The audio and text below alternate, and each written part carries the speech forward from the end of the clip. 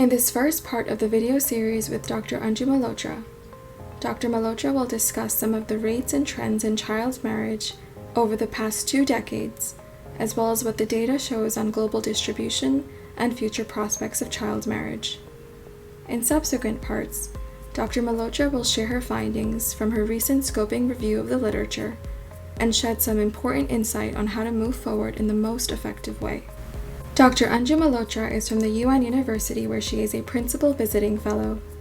She has been studying gender equity for many years, focusing on women and girls' sexual reproductive rights, as well as child marriage and empowerment of adolescent girls. Dr. Malhotra comes to us with a great deal of experience advancing gender equity, and is a key player in shaping the global program to end child marriage at UNICEF. She has advised for Girls Not Brides and convened researchers, practitioners, and policymakers all over the globe to look at the evidence base and shape the agenda going forward on child marriage.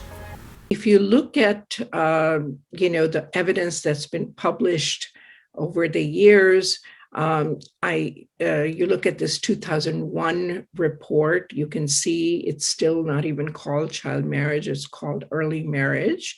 In 2003, my colleagues and I at ICRW did the first sort of reframing of the issue under the title Too Young to Wed, sort of a analysis of what it means to be married as a child. And still in 2005, it was still called early marriage. And if you look at the first report in which it's called child marriage, that was in 2006, when in about 2005, we started coining that word, and many of us started pushing it out as child marriage because we wanted people to understand it wasn't just talking about early marriage. We're talking about these are basically children, even if they're 17 or 16 getting married. Then in 2011, my colleagues and I published the Solutions to End Child Marriage paper, which actually framed some of the interventions you could undertake to end child marriage. And now we're looking at global reports and summaries coming out all the time and producing so much evidence on child marriage. In particular, we're getting more data. We, that UNICEF in 2018 looked at published a trend report, which actually showed that child marriage rates are declining, which is a very encouraging sign. And many of us need to really think about what that means. They've gone down from, over 27% of girls getting married to 21% of girls get married. Not very many global indicators see that kind of a decline in 10, 15, 20-year periods. So we need to see how we go on the trajectory of a faster decline than we currently have. Similarly, if we look at the numbers, we used to talk about 700 million girls estimated as child brides. Now we talk about 650 million girls estimated as child brides. We look at the burden in South Asia versus Sub-Saharan Africa, which are the two regions with the highest rates of child marriage.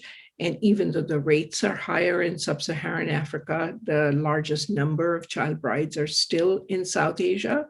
But we know that the rates in South Asia are declining faster, and the population sizes in Sub-Saharan Africa are growing faster. So within a decade or so, you're going to see a shift in the burden on child marriage. And what does that mean? And most importantly, and I think what's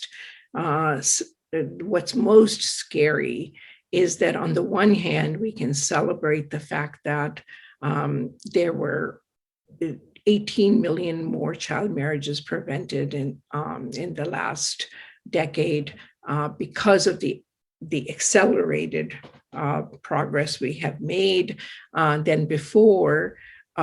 We are not anywhere close to, if you look at the right side of the slide, we need to increase the rate of decline by multiple times 10 to 12% times more than what we have been able to accomplish so far. And it's not clear that, in fact, we know that in the next 10 years, we're not going to meet the target that we have set for ourselves.